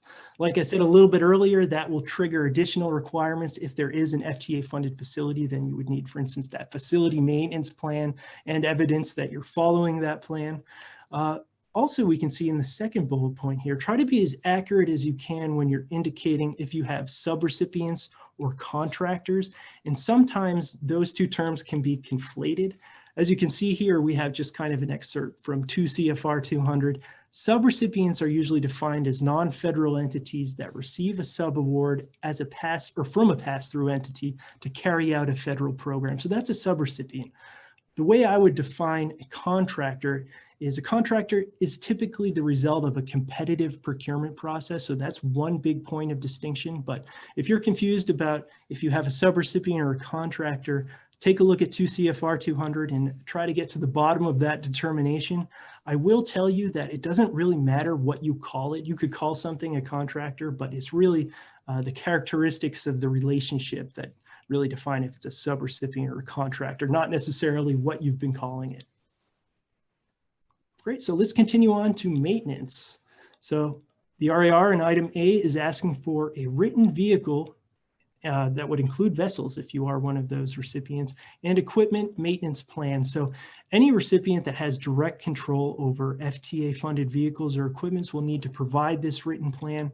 One thing I want to highlight here is your written vehicle maintenance plan should reflect your current fleet configuration. So in other words, if you have kind of a dusty old written maintenance plan that you pull out of the drawer every 3 or so years when you have a triennial review, that might not be good enough, because we want to make sure that the vehicle plan has a current listing of vehicles that reflects your current fleet as it stands today. And one important thing is your written maintenance plan has to describe a system of periodic inspections or preventive maintenance. Now with vehicles, as you probably know, that's typically defined by mileage. So you might say every 6,000 miles, we will perform scheduled maintenance and examine the following. Now, really the yardstick that FTA uses to examine the on-time performance of your vehicle and facility preventive maintenance is what you identify in your written plan. So that's why it needs to be up to date and reflect your current practices. Similarly, just in item B, you can see you would need a written facility maintenance plan if you have an FTA funded facility. And that of course would identify, again, a system of periodic inspections. It would also kind of vary based on the characteristics of your facility. Let's move on. Great. Let's talk about procurement now. The RAR in item A is asking for your current procurement policies and procedures. One thing I want to highlight here that I've seen a lot, especially with recipients that are municipalities, so cities or counties, they might have kind of a generic purchasing policy that may or may not include all of the FTA required elements. So if you do have kind of a generic purchasing policy, look, and you might actually have a separate standalone policy that is specific to buying things with FTA monies. That's actually what your reviewer would be interested in seeing. Item B, I won't spend much time on that. It's just for states. As you might know, if you're procuring A&E architectural and engineering services, there's a separate qualifications-based, or sometimes it's called a Brooks Act procurement process that you would follow there. And then items C and D, typically I do see these within your procurement policies, but if not, if you have them as kind of a standalone document, you would want to provide procurement standards of conduct and procurement protest procedures. So again, often I see that incorporated into the procurement policy itself, but if it is separate, of course, provide that separate document. Great, move on to the next slide, please. Okay, and this is really the meat of what the RAR is asking for under the topic of procurement. This is a listing of FTA funded procurements awarded since your last review. So this might be quite a long list. If so, I would recommend providing some kind of Excel file that's easy to sort. But what will happen is you'll identify all of your FTA funded procurements over the review period. And then from that listing, your reviewer will select a sample of procurement files that they'll want to review just virtually to make sure that the process was followed and all the required documentation is contained in those files. So your reviewer will let you know that. I think the standard is 10 business days before the start of your virtual site visit. So you'll get the heads up there in terms of which specific procurement files your reviewer will want to take a list or a look at. And that's why this listing is so important. Other things you can see that you should identify in your listing of FTA funded procurements, any change orders above 250,000, that's a simplified acquisition threshold. If you've received any bid protests or you've decided any since the last review, if there's been any capital leases awarded since your last review, and finally a list of claims. And what we mean there is a list of any legal claims that resulted from a procurement effort in your organization. Great, and I'll pass it back to you, Matt, if that's okay, to cover the civil rights areas. Sure, thanks, Greg. So starting with disadvantaged business enterprise, DBE. The first thing that's requested in the RAR is your most recent DBE program. If it's not uploaded to TRAMS, your reviewer will have access to TRAMS, so they'll be able to see anything in there. But if it's not TRAMS, provide that. One thing I would recommend is just making sure that your DB program is current. Obviously, a DB program doesn't have to get submitted on a periodic basis like a lot of civil rights documents do. It's just resubmitted anytime there are significant changes. But if, for example, you haven't dusted off your DB program in a while and perhaps the DBLO, the DB liaison officer, is no longer accurate, I would definitely make that update prior to providing it to the reviewer, and obviously resubmit it in TRAMS. Also, under item D, provide a current organizational chart, which includes the DBLO, again, the DBE liaison officer. That's the person who's responsible for implementing all aspects of DBE at your organization. The chart should illustrate that the DBLO has direct and independent access to the CEO. Otherwise, in other words, they don't have to go through channels to talk about DBE matters. Item C, the DBLO job description. This is actually the job description of whoever actually holds that position. And hopefully in that job description, then somewhere it talks about DBE and what the responsibilities are that that person will execute as part of their job duties. Item D, documentation of implementation of small business element measures. In 2012, the DBE regs were revised to require that you have a small business element in your DB program. So this is basically your reviewer is going to first of all look to make sure that your program has that small business element, and then they're going to be looking for documentation that you've actually implemented it and done what you said you were going to do in your program. Item E, a shortfall analysis and corrective action plan, if not required to be submitted to FTA. So obviously you have your 3-year DBE goal. If in any of the fiscal years during this review period you didn't meet your DBE goal, then you're going to want to do a shortfall analysis for that fiscal year. You're going to explain why you didn't meet it, what you're going to do to meet it in the future. If you are a top 50 agency as far as funding is concerned, then you actually have to submit that to your RCRO by December 29th following the fiscal year in which you did not meet your goal. And so if that applies to you, hopefully you've done that. If not, then I would definitely recommend doing it now. If you are not a top 50 agency as per funding, then you just have to have that shortfall analysis written, you keep it on file, and then your reviewer is going to check it out during the triennial review process. Then in item F, the list of any DBEs terminated or substituted on a project. If you do have any projects where you had a prime contractor who tried to terminate or substitute a DBE, there are certain requirements for that. They've got to have good cause and they've got to get your prior written approval, and they're kind of a litany of time requirements and whatnot. So provide a list of any DBs that were terminated or substituted, and just know that your reviewer is going to, if there were any of those, they're going to follow up and make sure that all those requirements were followed. Title VI, provide your most recent Title VI program, if not upload to TRAMS. As you know, this is due every 3 years, so it's very possible that, you know, sometime between now and when your review takes place, then you would be doing your next Title VI program. So if that's the case, like I alluded to earlier, just mark in the comment box, hey, we're updating our Title VI plan for our next submission. We'll provide it to you before the review. That's probably the best way to handle that. Item B, provide a listing of Title VI investigations, complaints, and lawsuits that have occurred since the last Title VI program submission. Obviously, your Title VI program, that's one of the elements, is that you list all the Title VI investigations, complaints, lawsuits, etc. So the reviewer is going to be looking to see any of those that have happened since your last Title VI program submission. Provide an item C, a list of language assistance training for staff. So anything you've done to comply with your language assistance plan component of your Title VI program. Item D, examples of public participation activities performed since the last comprehensive review that align with the Title VI program. This one, it's important to note that whatever is in your Title VI program is what you're going to be held to. And in your public participation plan, then basically you outline how you're going to provide early and continuous opportunities for minority and LEP populations to be involved in transit-making decision processes. So documentation, anything that you can provide to show that you did follow what's in your public participation plan, that'll be great to show the reviewer, to show that you actually implemented what you said you were going to do. You'll also want to provide a list of transit facilities that you've cited or constructed since your last review. Then obviously you would provide the corresponding equity analyses that you did for those citing facilities. This applies whether you are above or below the Title VI threshold, applies to everyone. So even though equity analyses aren't necessarily required for some smaller agencies, they are required for this if this happens to be applicable if you actually cited or constructed a facility. For F, list of transit facilities to be constructed. So if you're planning on in the future, forward looking, if you're planning on constructing any facilities and you're far enough along in the process that you've already done the equity analysis, then provide that. Obviously, if you're just at the offing and you're not really far along in the process, just explain that to the reviewer, they'll understand.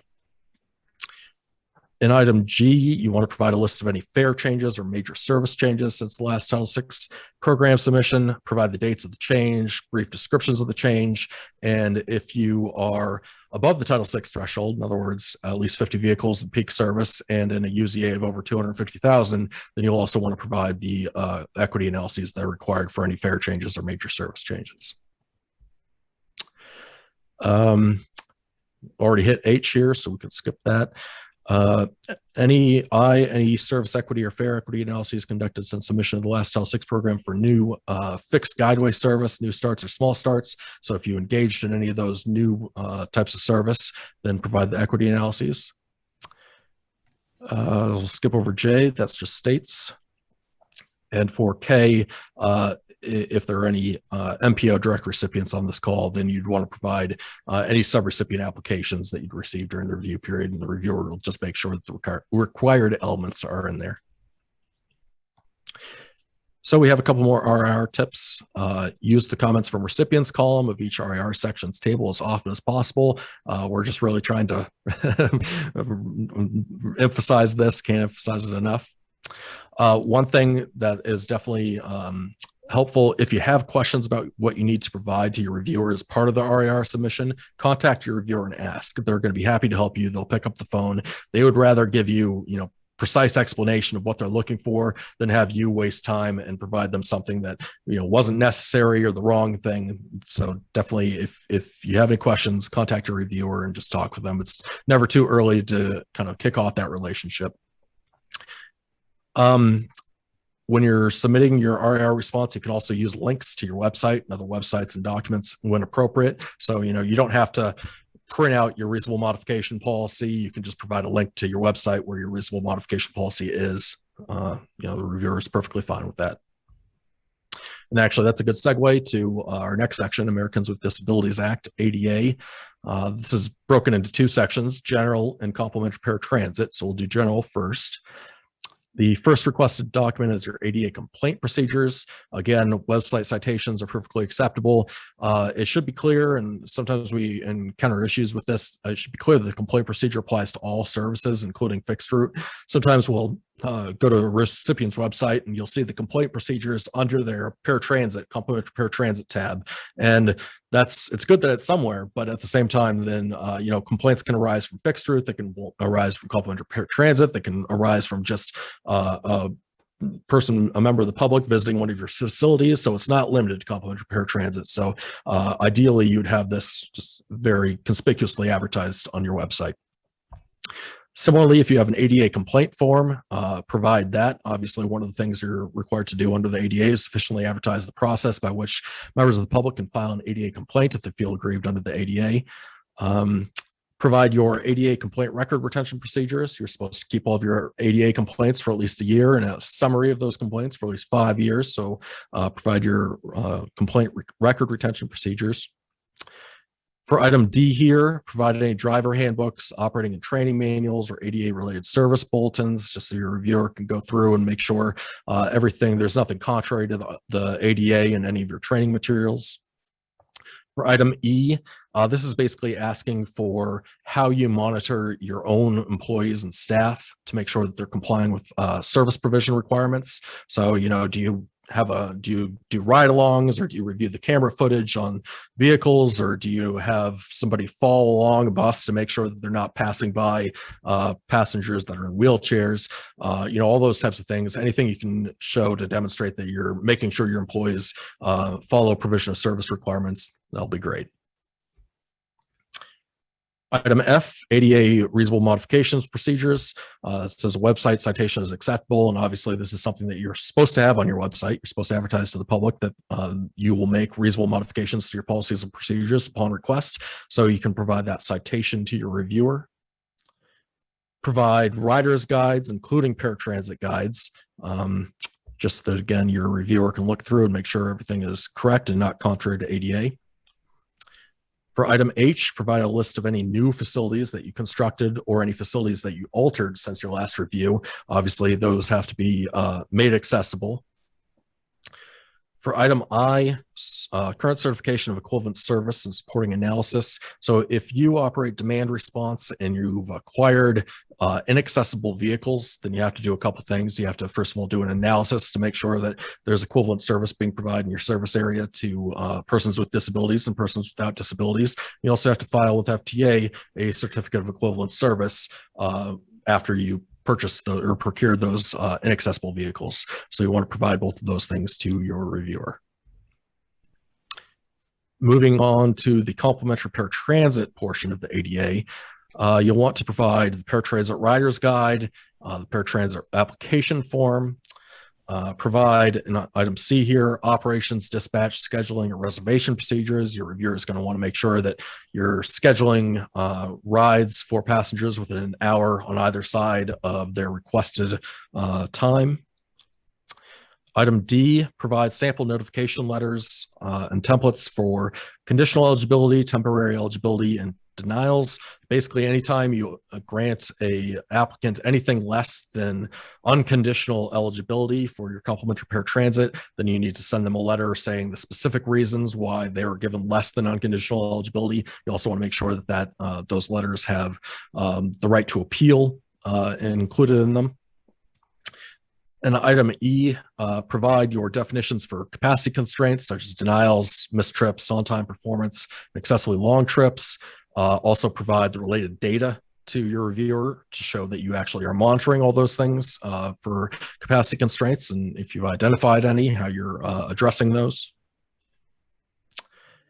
You'll also want to provide to your reviewer ADA complimentary paratransit service contracts. So if you're outsourcing your complimentary paratransit, provide those service contracts and provide any oversight tools that you're using to oversee your operator. And this isn't actually requested in the RAR, but this applies for any contracted service, not just complimentary paratransit. So if you have contracts with TNCs, transportation network companies, or anything like that, any contracted service, provide the service contracts and provide the oversight tools you use to your reviewers so they can take a look at those. let's see. Kind of already touched on these, and of course we've got our requisite subrecipient questions. So whatever oversight tools you have for your subrecipients, including reports, questionnaires, checklists, anything that you can provide that documents the oversight you're conducting of your subrecipients to ensure that they're complying with ADA, you want to provide those to your reviewer. Next up, we have equal employment opportunity, EEO. The first thing you want to provide is a head count. You want to let your reviewer know how many transit-related employees you have working for you. Keep in mind, this includes both full-time employees and part-time employees. This is important because the number of transit-related employees you have dictates whether you have to have an EEO plan and what kind of plan. And so in item B here, your most recent EEO program, if it's not uploaded to TRAMS, the applicability here is all recipients that meet the threshold for an EEO program. So the thresholds are 50. If you have 50 transit-related employees or more, and you receive $1 million in operating or capital assistance or $250,000 in planning assistance, then you're required to have a abbreviated EEO program. And if you have 100 or more employees and you meet those financial thresholds, then you're required to have a full program. So that's why those numbers are important. For item C, you'll want to provide sample documents that you use for internal and external dissemination of your EEO program. So, do you have posters in the break room or the cafeteria that let everybody know, all your employees know that you guys follow EEO? Do you include the statement that you're an EEO employer in any job postings that you place on the internet? All those types of things provide to your reviewer. You'll also want to provide the organizational chart identifying your EEO officer. The person who is responsible for implementing EEO at your organization should be an executive, and that person should have direct access to the CEO. You also want to provide designated employee and EEO officer job descriptions. So anybody, first of all, the EEO officer's job description, as well as anyone who isn't the EEO but nonetheless has responsibilities to assist the EEO officer. It's almost always more than one person who has that responsibility. So provide those supporting staff job descriptions as well. Provide your standard performance evaluation for managers and supervisors. Provide your employment practices charts. We've got a circular reference. I won't go into the details, but you can go to the circular reference and see exactly what has to be included on that. Provide your EEO complaint logs, and this should include, both complaints and then lawsuits as well, if there are any of those. Hopefully not, but if there are any. And don't worry, you can redact employee names for privacy considerations. Your reviewer doesn't need to know that. What they're looking for is they want to see the complaints and that you're following your procedures, everything like that. Also provide agendas, sign-in sheets for meetings conducted when the EO policy and its implementation are explained. So whenever you are doing trainings for your staff, provide any documentations of those trainings, whether it's a PowerPoint, sign-in sheet, whatever. And similarly, agendas and sign-in sheets for EO trainings and meetings with management. Anybody who's promoted to being a supervisor has to have EO training within 90 days, so provide that documentation.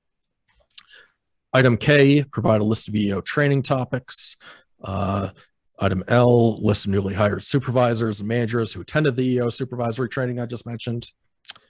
Item M, provide samples of recruitment entities and ads for job positions. So if you use a recruiting agency or anything like that, you outsource that, provide those job postings so that we can make sure that everything's required that has that EEO statement. Item N, provide a log of recruitment locations and recruitment dates for the review period. And item O, a list of internal and external dissemination of the EEO program for each year since the last EEO plan update. Oh, no, we've got a couple more here.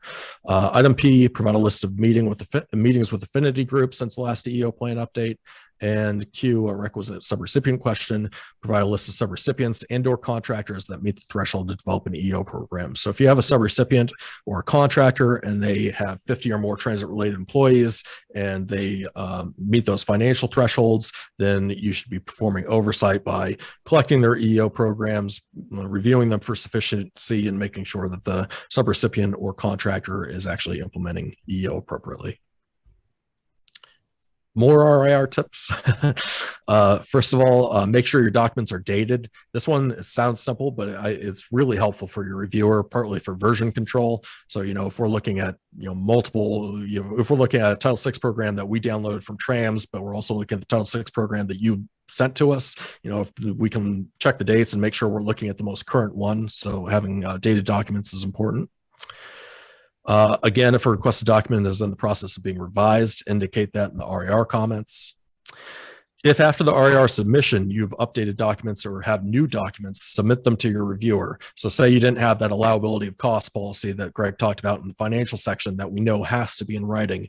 If you don't have that and you didn't have it at the time you put in your RIR response and you developed that in the interim, then email that to your reviewer and upload to the FTP site. Definitely keep your reviewer, though, informed about any changes or additions to what's submitted to the FTP site. Sometimes I know our FTP site doesn't notify me if someone submits something or adds something to the FTP folder. And so it's always good to let your reviewer know, hey, I added this, so, there's something new here. You need to take a look, or, perhaps your reviewer will just say, just email it to me. So, but work with your reviewer to make sure that they're apprised of any additions or revised documents that you may be providing. Greg, you want to talk school bus? Absolutely, great work, Matt. I'll tag in here. So we're going to talk about school bus, and then up next is charter bus. They're kind of variations of the same theme. So as you might know, basically the spirit of these requirements is that FTA does not want you using federal money in competition with private sector, either school bus or charter bus providers. So with that in mind, we'll quickly work through this stuff. So the general rule is you should not be operating exclusive school bus service. If, however, you receive special permission from your FTA administrator, or perhaps you're operating this service with exclusively local funds, then there might be something to talk about here. So you would want to provide, as you can see under item A, a list of assets used in exclusive school bus operations. You would also want to list the subrecipients, contractors, and lessees that operate this service. And then finally, item C, you would want to provide any complaints received relating to the school bus service. Let's move right on to charter bus. So very similar here. And like I said, the general rule is you should not be using FTA monies to provide charter bus service in competition with private sector companies. However, like any good rule, there are exceptions and exemptions. So if you have provided charter service under one of those exceptions, there's a reporting requirement that goes along with it. So you would want to provide your charter service log. You would want to clearly identify which charter bus exception you're relying on. And again, you'd want to provide, as you can see with B, C, and D, a list of any property used for this and any subrecipients, contractors, or lessees that are operating charter service. And then just like we saw with school bus, a list of any complaints received related to the charter bus service. Next slide, please. Great. So we have two drug and alcohol topics to cover. The first is Drug-Free Workplace Act. Now, this is broadly applicable to any, we'll call it award-related employees. So anyone who is working under an FTA grant, there needs to be a written drug-free workplace policy. DFWA is usually how we abbreviate that. Now, this is separate from the drug and alcohol testing policy, which I'll talk about next. That being said, however, sometimes the DFWA content is contained within the drug and alcohol testing policy, so they may be separate policies or they may be one. Item B, the RIR is asking for examples of drug-free awareness notifications. This typically takes the form of any EAP, employee assistance programs that you might have. So you would want to upload just a copy of any EAP brochures or just a copy of information that might be displayed on a bulletin board.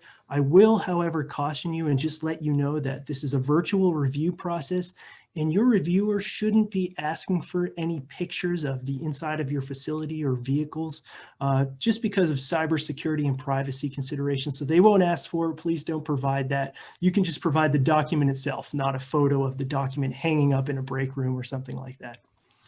Moving on to item C, the RAR is asking for the number of employees with a federal or state criminal drug statute conviction during the review period. Now, hopefully that number should be 0. If it's not 0, as you probably know, it's not game over. Your reviewer would just seek to confirm that certain reporting timelines were met there. So that's what item C is. We'll move right on to the drug and alcohol testing program. The first item the RAR is asking for is a copy of your board-adopted drug and alcohol testing policy with the date of adoption. And you might say, well, our organization doesn't have a board of directors, but we have a CEO or something similar. And that's exactly who would need to adopt this drug and alcohol testing program, whatever the final authority at your organization is. Item B, the RAR is asking for a list of covered employees who are in safety-sensitive positions, as well as any supervisors or other officials who are charged with making that reasonable suspicion determination. So you want to provide the listing of employees and include the date that someone was first placed in their safety-sensitive position, or if they're a supervisor, when they were charged with making those reasonable suspicion determinations. Related to that, item C, the RAR is asking for the actual training materials that you're using. There are actually, as you probably know, 2 separate kind of items of training. The first is just a general training on the dangers of prohibited drug use in the workplace. Every safety-sensitive employee should receive that. And then in addition, as I mentioned just a couple seconds ago, if you have any supervisors or other officials who are making that reasonable suspicion determination, there's a separate kind of course that goes along with that, and you'll want to provide those training materials. Moving on to item D under the drug and alcohol testing program, certificates of service agents. So what we mean is MROs, medical review officers, BATs, breath alcohol technicians, or collectors. As you probably know, each one of those positions has to have a current certification. What you would want to provide is the actual certificates that indicate, the date that someone was able to serve in that capacity, and also the expiration date. Great. So continuing on, item E, the RAR is asking for a list of any subrecipients, contractors, subcontractors, or lessees having safety-sensitive employees. Again, this is kind of a variation of that theme I said that, you'll basically be responsible for the compliance of your subrecipients. Okay, great. So I'm going to pass it right back to Matt for the programmatic areas, and then we'll close out and entertain questions. Thanks, Greg. So first up, we've got section 5307, which is kind of a hodgepodge of requirements. The first thing that the RAR is asking for is a signed metropolitan transportation planning agreement between the recipient, you, your MPO, the state, and public providers of public transportation. Item B here, provide your MPO's public participation plan and tips and tip notices published since the last review. This would be applicable if you're relying on your MPO for the tip public participation process. If you're not doing that, if you're relying on your own process, your own public involvement process, then provide to your reviewer your program of projects, public notices, your coordination processes, list of complaints, final and amended POPs. You'll also provide to your reviewer written policy for soliciting public comment prior to implementing a fare increase or major service reduction. It's a little similar to Title VI, where Title VI is any fare change, not fare increase, and it is major service change as opposed to major service reduction. So provide this, make sure your reviewer has that. Also provide your half fare special identification card application, so for seniors and people with disabilities, etc. And then for F, a list of fare increases and major service reductions implemented since last review with the date of implementation. A couple more RAR tips. Make sure your documents are readable. That's always handy for the reviewer to be able to read your documents that you've submitted. Trying to avoid proprietary formats. Not entirely sure what this would entail, but just try and use your standard Office formats like .docs, .xls, PDFs, etc. And don't lock or otherwise protect documents that sometimes would disable the ability to search or bookmark or highlight. And depending on your reviewer, if they're like me, then they'll be highlighting a lot of things. So moving on to section 5310, for this, only a couple of requirements.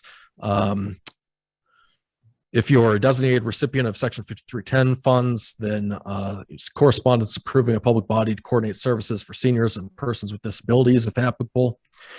Certification document that no nonprofits are readily available, if applicable, and a sample Section 5310 vehicle lease. And we're going to skip 5311 because that's only applicable to states. So back to Greg for PTASP.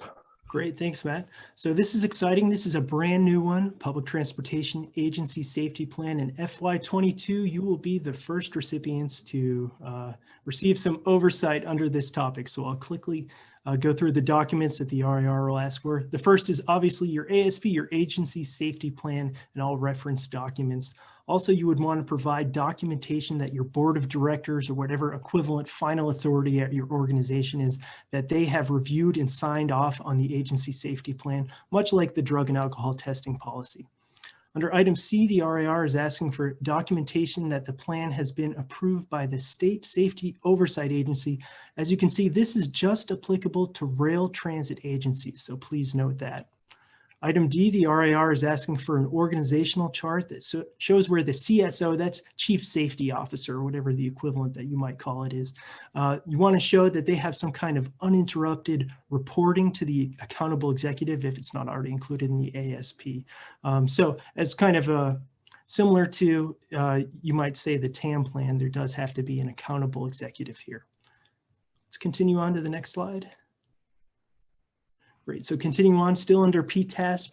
For E, if you're a rail transit agency, the RIR is asking you to provide your emergency preparedness and response plan if that's not already included in your agency safety plan. And then the final two requirements here, F and G, are for states only. So in the interest of time, we'll kind of skip past those.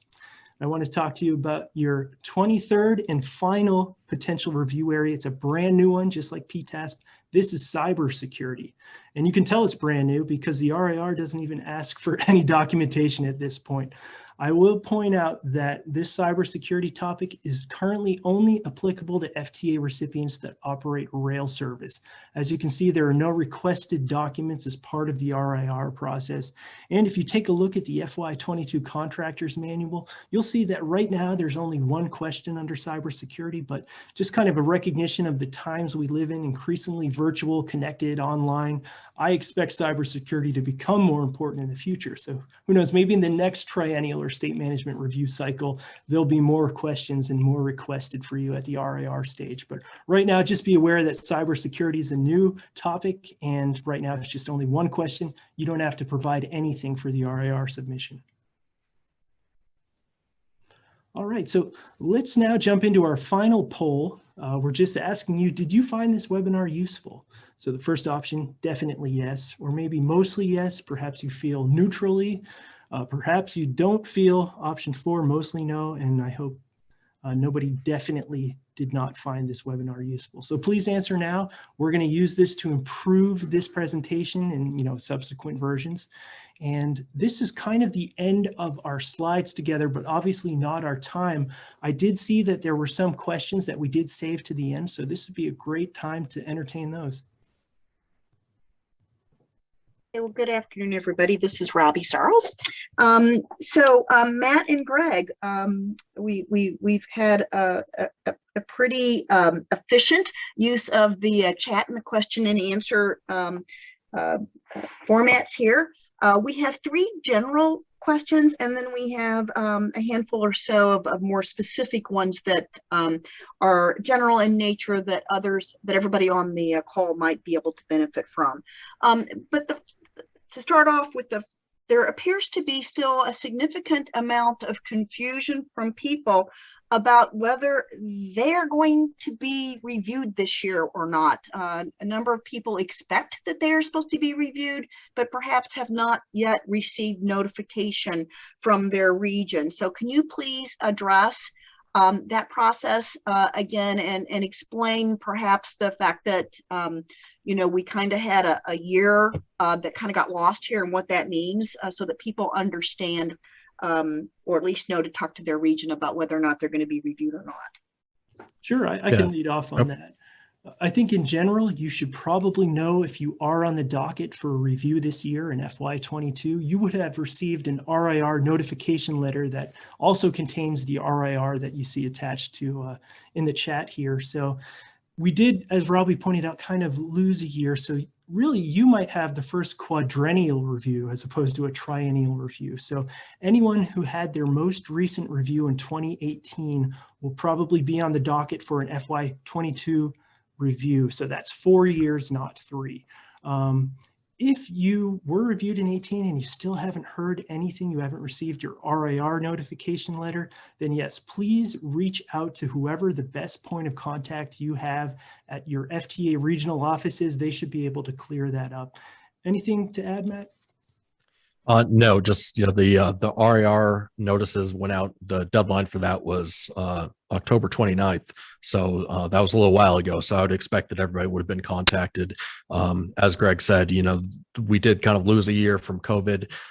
If you were reviewed last in 2019 and you're expected to be reviewed in 2022, it's probably not happening, but as Greg said, talk to your point of contact at FTA at your region and just confirm. But yeah, you should have had notice quite a while ago.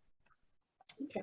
The next question is particularly in the first part of the RIR where recipients are asked to provide descriptions of their service. The question is, there's a comment that they're to provide data from the time of their last review, but sometimes the question is asking like number of vehicles, number of vehicle miles. So can you please address what date when people are submitting that information? What is the effective date of that data to be put in that profile? Yeah, so the effective date is the date that you submit the RIR. So, if you have 100 vehicles on whatever that date is, then that's the information you would use. The reviewer is looking to get the most accurate context they can. And so they're definitely looking for how it is now as opposed to at some point during the last 3 to 4 years.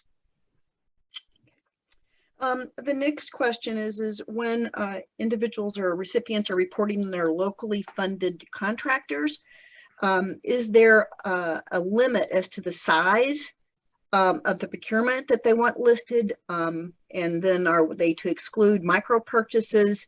Are they to exclude small purchases? Can you address that question as it relates to locally funded contractors? Sure.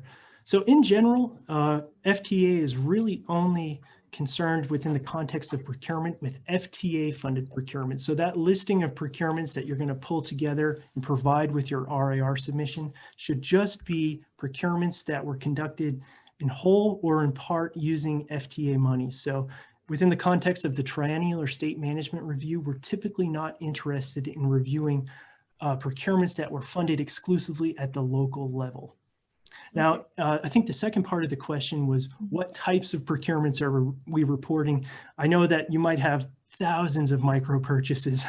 If you can, I would provide all of that information. So micro purchases, small purchases, but I will tell you when your reviewer takes a look at that listing, they're almost certainly going to select just procurements above the simplified acquisition threshold, which is now at $250,000 at the federal level. So those would be procurements for which you have to prepare a formal solicitation like an RFP, request for proposals, or an IFB, invitation for bid. So from your listing of procurements, your reviewer will almost certainly select only those above the $250,000 simplified acquisition threshold for the file review. But to the extent you can, I believe the way the RIR is written is you should have a listing of all your FTA funded procurements throughout the review period. And with respect to the part of the question that was talking about contractors, if you have a contract with a contractor to operate service or something like that, and you're paying for it totally with non-federal funds, there are still civil rights things that apply, like ADA and Title VI or the law of the land. Those are requirements whether they're federally funded or not. And so there should be some level of oversight, even if it's a locally funded contractor. I don't know if your reviewer would get into the weeds on that, but it is something just to keep in mind. Okay. Under technical capacity, item 3A, it says, if written, award management and reporting procedures not included in financial procedures are to be provided. And so the question is, are these required to be written, or is it recommended that they are written? So yeah, one thing we occasionally see is that the financial procedures and the grants management procedures are contained in the same document, or at least portions of them are. The only things that are required to be in writing are your cash management procedures. In other words, that if you were to draw down on an advanced basis from ECHO, that you're going to disperse those funds within 3 business days, and the allowability of costs procedure, so that you're looking at the 7 factors and you're making sure that any costs that you're incurring is allocable, allowable, necessary, all those different things. Those are the 2 procedures that have to be in writing under finance. The grants management or award management procedures, there aren't any actual required things that have to be in writing, but just sometimes they an agency will have them mixed in with their financial procedures. So okay. Under technical capacity project management, number 5D, it is asking for the recipient to identify FTA funded capital projects with significant delays and or cost increases. When it's speaking about the significant delays, it says 33%. And so the question is how do you calculate the 33%? that's a good question. I don't necessarily have a firm answer. I'd probably defer to your reviewer, but I would think that if you're looking at schedule delays, then if you've got a particular project that's estimated to take 1 year and it takes 1 year and 3 1/3 months, then that would be an instance where it was delayed by that percentage. Okay. And so really they need to work with their reviewer just to clarify in their specific situation. Yeah, and I'm not positive that that's a hard definition either. I think it's just a way for the reviewer to focus in on projects where there are either significant delays or there are significant cost increases. So your reviewer is going to be interested basically in looking at your projects generally speaking, and they may not use that as a hard deadline. They may look at if there's a 25% delay or something like that, they'll probably ask about it and want an explanation. Okay. Under procurement, 9F asks the recipients to provide a list of change orders that are executed over 250,000 since the last review. The question is that individual single change orders, or is it accumulation of change orders? Yeah, good question. So individual change orders. So it's not on like an accumulative basis. How many change orders did that equal 250,000? And really the reason we're asking for that, and you might already have hit on, 250,000, that's the federal simplified acquisition threshold. So if you have a change order above 250K that isn't really part of the scope of the underlying procurement, it's considered a cardinal change, and that would actually be treated in most cases as an unjustified sole source award. So we're talking about per change order, we're looking at that 250K. Okay. Then there's also a reference to a question regarding lobbying. The question is can you please confirm when the LLL quarterly report is needed? If it's when the criteria is met, if it's the time of application or combination, or when is the LLL quarterly report needed? So the LLL is required for any quarter in which a recipient or a subrecipient uses local funds, non-federal funds, to lobby for transit purposes. And you typically don't have to file it every quarter, especially if nothing is going on. If you have one lobbyist and one contract with them, then it's you can file that once, and if nothing's going on, you don't have to file it again. You would need to file it again or refile it again if there was like a cardinal change, which in this context is either a $25,000 increase to the contract, or, the change of lobbyist, or the change of the scope of work for the lobbyist. Okay. Under question 7, what are some examples? So this is satisfactory and continuing control. What are some examples of equipment management loss prevention procedures? Yeah, I can take this. So if we're thinking about just vehicles as an example, if you're storing your vehicles in a fenced lot that has lighting and perhaps a security guard, those are the types of things you would want to reflect in your written procedure. So it's really kind of case by case based on what you're doing. Really, FTA is just seeking to ensure that you're not parking your vehicle somewhere where someone can just scoot under and grab like a catalytic converter or some other, easily removable but expensive component off that vehicle.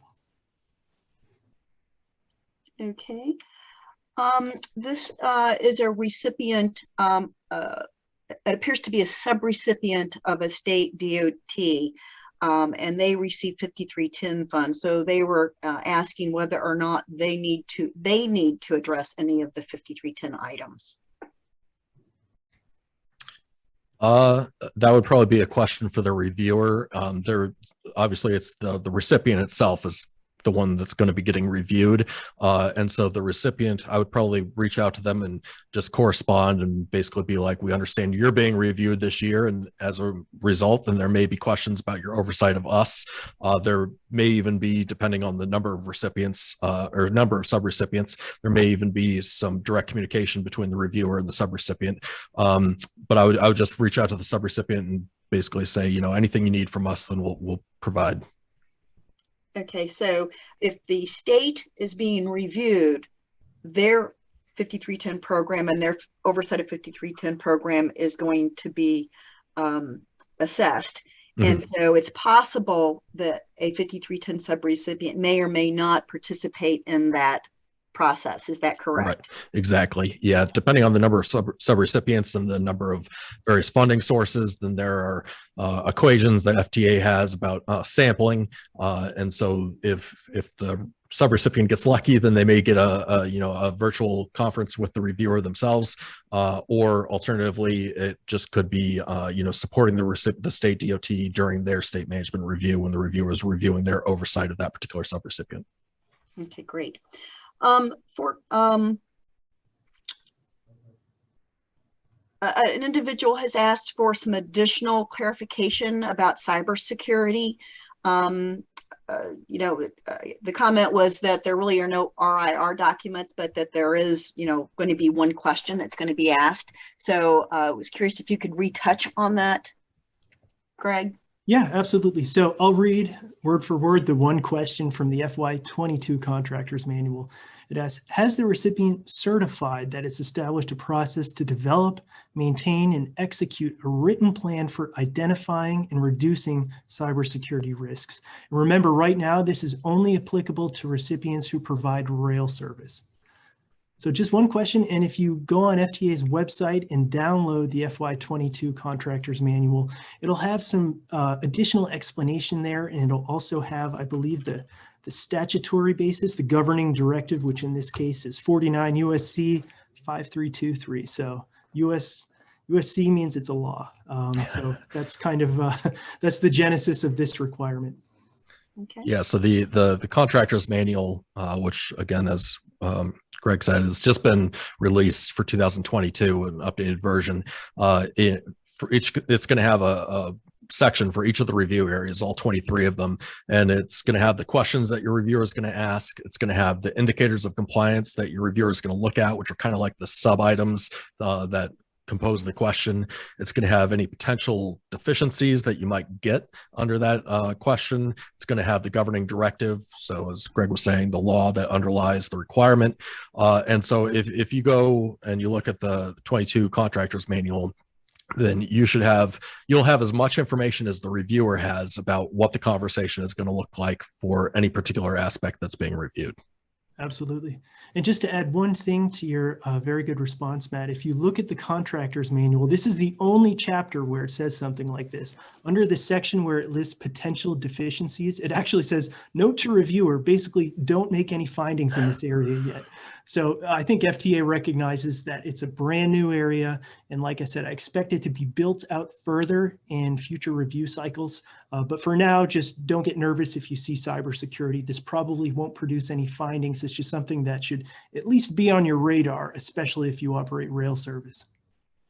Okay, that we really have only one more question at this point. So those of you who are online who are holding back, go ahead. We still got some time, so go ahead and ask your additional questions while we're answering this last one.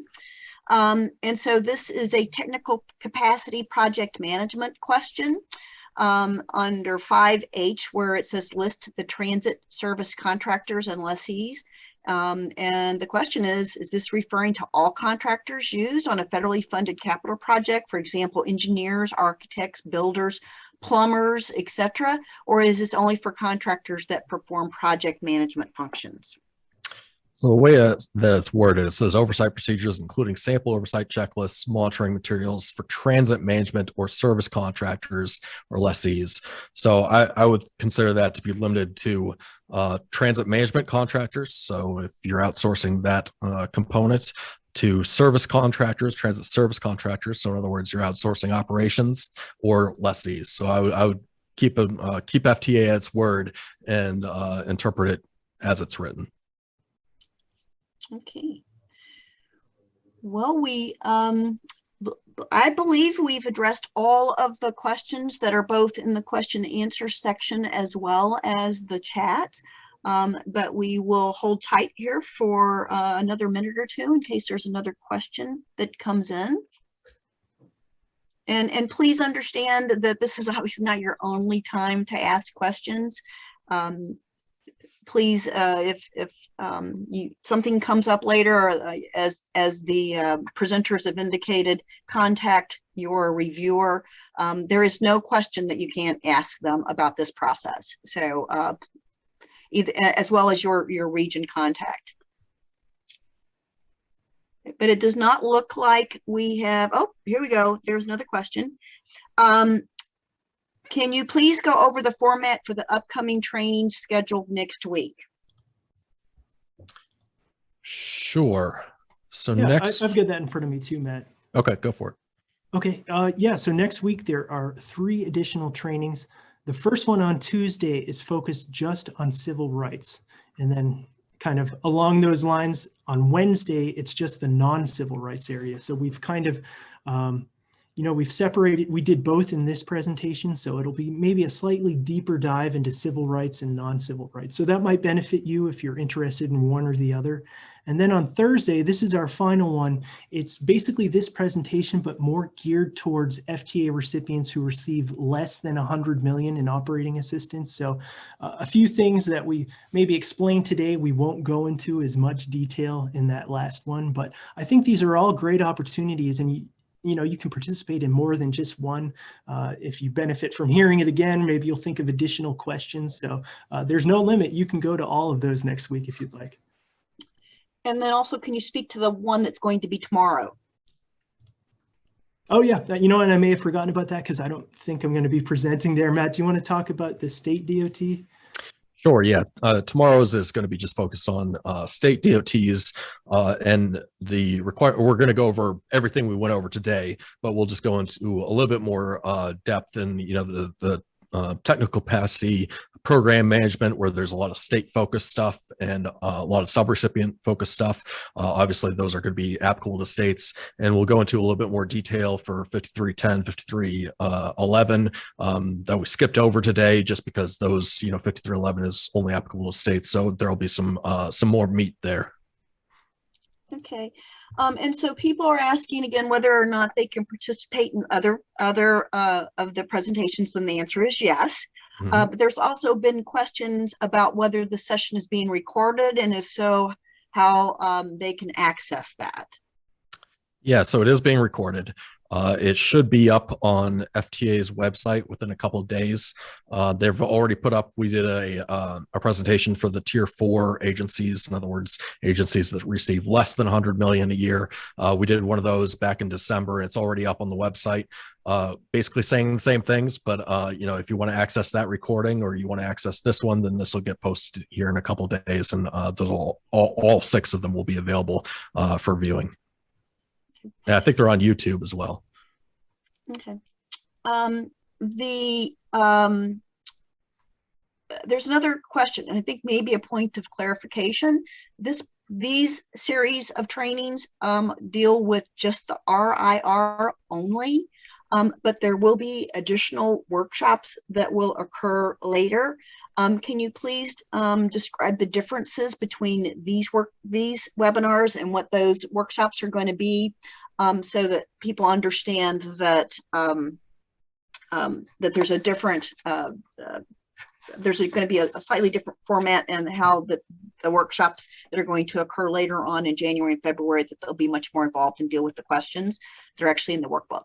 Sure. Yeah, it's this webinar, obviously it's fairly short. It's under 2 hours, just with a few questions at the end. All we're really trying to focus on with these webinars that we're conducting right now are, just giving helpful advice as far as what the RIR, the Recipient Information Request, what it's asking for, and what you should provide to make your reviewer happy, to make the review go more smoothly. However, in late January, possibly early February, then the person conducting your review is going to be conducting a much more in-depth training, and it will probably span 4 or 5 days, with video conferences every day, not the whole day or anything like that. That'd be exhausting, but probably 3 or 4 hour sessions for 4 or 5 days in a row. And they're going to go through every single one of the questions in the review guide. They're going to get into the nitty gritty. They're going to explain everything. It'll be an opportunity for you to ask questions, be an opportunity for you to get to know your reviewers as well, since it's going to be your reviewer who's going to be delivering that presentation. So those will be much more in depth, and they'll be getting into the questions themselves, as opposed to just assisting you with your response to the RAR. And those will be scheduled in late January, early February. Correct. Okay, just one last question, it looks like, and it's talking about spare ratios. Can you cite any example of exemptions or exceptions where a spare ratio is exceeded? And this provided that an agency has a plan in place to meet the threshold. Sure. Oh, go ahead, Matt. So the way the spare ratio works is, if you are an agency with fewer than 50 vehicles, then you just have to have what FTA considers to be a reasonable spare ratio. If you have over 50 vehicles, then, as Greg mentioned, then FTA deems it to be a large enough sample size. They don't want you to have a spare ratio in excess of 20%. However, there are obviously circumstances where that might be warranted.